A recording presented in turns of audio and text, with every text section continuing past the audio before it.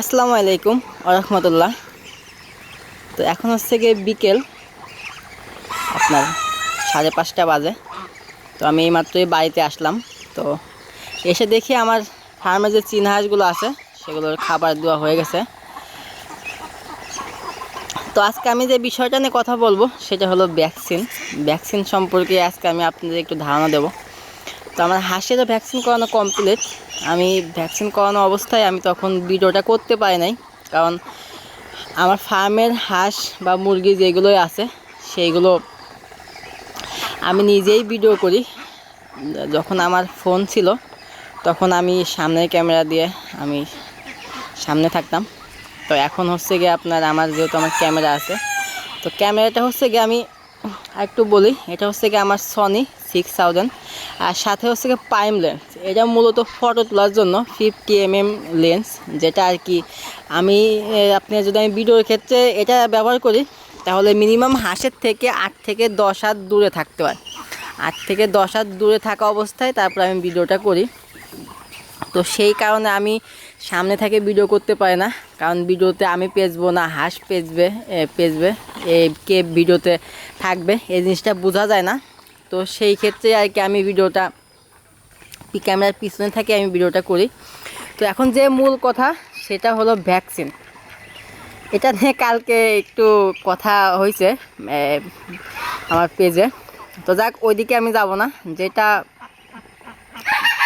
Main সেটা হলো আমি বলে থাকি আমার হাঁসের ক্ষেত্রে শুধু আমি আপনার 21 থেকে 30 দিন বা 28 দিন, যেটাই হোক, এক একজন এক এক মতে আপনি কি ভ্যাকসিন দেয়। তো মূলত হচ্ছে কি 21 থেকে 28 দিন এর ভিতরেই আপনার ডাক পেলে ভ্যাকসিনটা করে করে নেওয়ার নিয়ম। তো আমি মূলত 21-এর ভিতরেই যখন সময় পাই তখন আমি ভ্যাকসিনটা করে নিই। আর ভ্যাকসিনটা করার নিয়ম হচ্ছে কি ঠান্ডা থাকা অবস্থায় ভ্যাকসিনটা করানো, এটা হচ্ছে কি থুরাই। তো এই ভ্যাকসিনটা করলে হয় কি, এই ভ্যাকসিনটা করার পরবর্তীতে যে রোগটা আক্রান্ত হয়, বিশেষ করে ডাক পেলে ভ্যাকসিনটা করানোর পর আরেকটা আছে গাম্বুরা, আরেকটা আছে হচ্ছে আপনার রানীক্ষেত। এই হচ্ছে মোট 3টা ভ্যাকসিন। মুরগির ক্ষেত্রে আবার আলাদা, আমি আগেই বলছি মুরগির ভ্যাকসিন এবং হাঁসের ভ্যাকসিন সম্পূর্ণই আলাদা। তো এই ভ্যাকসিন মানে ভ্যাকসিন দিলে আপনার লাভ কী বা উপকারিতা কী সেটা আমি আজকে আপনাদেরকে বলবো। এটার মূল উপকারিতা হচ্ছে আপনার হাঁসে যদি ভ্যাকসিন করানো কমপ্লিট থাকে, ভ্যাকসিন করানো কমপ্লিট অবস্থায় যদি আপনার যে হাঁসটার রোগে আক্রান্ত হয়, সেক্ষেত্রে দেখা যায় কি আপনি এমনি মেডিসিন প্রয়োগ করলে খুব তাড়াতাড়ি সেগুলো ভালো রেজাল্ট পাওয়া যায়। বা যেই রোগের কারণে আপনি যেই মেডিসিনটা খাওয়াচ্ছেন, বিশেষ করে ঠান্ডা বা গরম লাগা, পাখনা ঝুলে যাওয়া, আপনার কি পায়খানায় আম বা ইত্যাদি যে কোনো ক্ষেত্রে হোক, এই এই এই জিনিসটা হইলে এটার মেডিসিন খাওয়ালে খুব দ্রুত কাজ করে। আর যদি আপনি ভ্যাকসিনটা কমপ্লিট না করেন তাহলে ওই হবে কি হাঁস মারা যাবে, হয়তো বা ঝিমাবে বা পাও পড়ে যাবে, আপনার সে ভালোভাবে কোনো গ্রোথ হবে না। একদিন 2 দিন 7 দিন পরে দেখা যাবে যে ঝিমাইতে হাঁসটা মারা যাবে, আপনি ওষুধও খাওয়াতে পারতেছেন না। তো এই জিনিসটা বিশেষভাবে ফলো রাখবেন যাদের বাড়িতে বা বাসা বাড়িতে শৌখিনভাবে হাঁস পালন করেন। তো এই ভ্যাকসিনটা অলরেডি কমপ্লিট করে দিবেন। আচ্ছা, ভ্যাকসিনটা হচ্ছে কি আপনি 30 দিনের ভিতরে কমপ্লিট করতে পারবেন, কারণ 21 দিন বা 22 দিনে হাঁসটা অতটা বড় হয় না। আপনি যেহেতু ডাক পেলে ভ্যাকসিনটা থুড়াই দিতে হয়, তো সেই ক্ষেত্রে হয় কি আপনারা থুড়াই না দিয়ে হয়তো বা হাত দিতে লাগাই ফেলেন, তো সেই ক্ষেত্রে আবার আরেকটা বিপজ্জনক। তো আপনারা 30 দিনের ভিতরেই চেষ্টা করবেন, 30 দিনের ভিতরেই ভ্যাকসিনটা দিয়ে দিয়ে দিয়ে নেবেন, তাহলে অনেকটাই ভালো হবে। অনেকটা বলতে কি এক কথায় ভ্যাকসিনের উপরে কোনো ওষুধ নাই।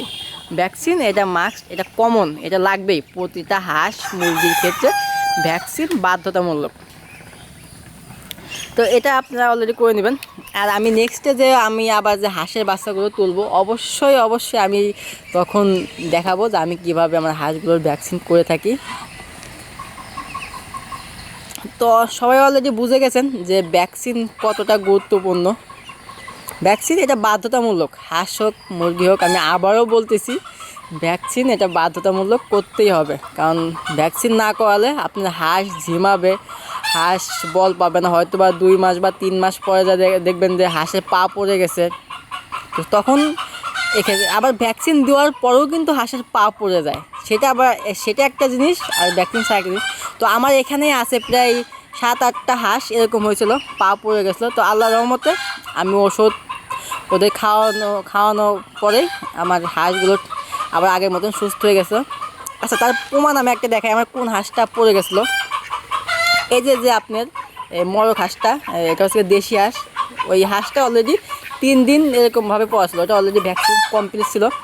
তারপরে আমি ওষুধটা প্রয়োগ করার পরে এখন সে ফুল সুস্থ, দেখতেই পাচ্ছেন। তো ভিডিওটা আর বড় করব না, আজকের ভিডিও এতটুকুই ছিল, এটাই ছিল। তো এরপরে যদি আপনাদের আর কোনো কোশ্চেন থেকে থাকে বা কোনো কিছু বুঝতে অসুবিধা হয় তাহলে অবশ্যই আমাকে বলবেন, আমি এটা রিপ্লাই দেওয়ার চেষ্টা করব। আর সবাই আমার পেজটা সাপোর্ট করবেন, আমার পাশেই থাকবেন, এবং আপনাদের যে কোনো সমস্যা, বিশেষ করে হাঁস মুরগির যে কোনো সমস্যা হলে আমাকে জানাবেন। আমি যথাযথভাবে চেষ্টা করব, আমি যতটুকু জানি এবং কি আমার এই 1.5 বছর অভিজ্ঞতায় আমি যতটুকু জানি, বা হাঁস বা মুরগি সম্বন্ধে আমি একটু কম জানি, কারণ মুরগিটা আমি এইবারেও তুলছি। তো হাঁস সম্বন্ধে আলহামদুলিল্লাহ আমি পুরোপুরি পারদর্শী হয়ে গেছি। তো আমি চেষ্টা করব যে আপনারা নতুন খামারি হিসাবে আমি কাউকে ভুল তথ্য বা ভুল ধারণা কখনোই দেব না, এটা আমি 100% আমার উপর ভরসা রাখতে পারেন। যেটা আমি জানবো আমি ওটাই আপনাদেরকে দেবো, এবং ওটাই আপনাদেরকে সাজেস্ট করব। যেটা আমি জানি না সেটা SMS আমি দেখি, বাট ওটা কোনো অ্যান্সার দেই না, ওটা আমি আগে নিজে জানি, নিজে হাঁসের উপর প্রয়োগ করি, যদি সফলতা পাই, যদি দেখি না এটা কাজ করতেছে, তাহলে আমি ওই জিনিসটা আমি ভিডিওর মাধ্যমে আপনাদেরকে বলে দিই। তো আপনারা কেউ আমাকে ভুল বুঝবেন না বা কেউ আমাকে খারাপ ভাববেন না, আমি সবসময় চেষ্টা করি আমি আপনাদেরকে ভালো কিছু দেওয়ার জন্য, এবং কি আমার কাছ থেকে আমার ফার্মের ভিডিও দেখে যাতে আপনারা উৎসাহিত হন, আমার মতন ফার্মে ছোটো থেকে উদ্যোক্তা শুরু করেন। আমি যখন হাঁস শুরু করি আমার জীবন হাঁসের নিয়ে কাহিনী, সেটা আমি অন্য একদিন অন্য একটা ভিডিওর মাধ্যমে বলবো যে আমার শুরুটা কিভাবে ছিল। তো এটাই ছিল আমার আজকের ভিডিও। সবাই ভালো থাকবেন, সুস্থ থাকবেন, আল্লাহ হাফেজ।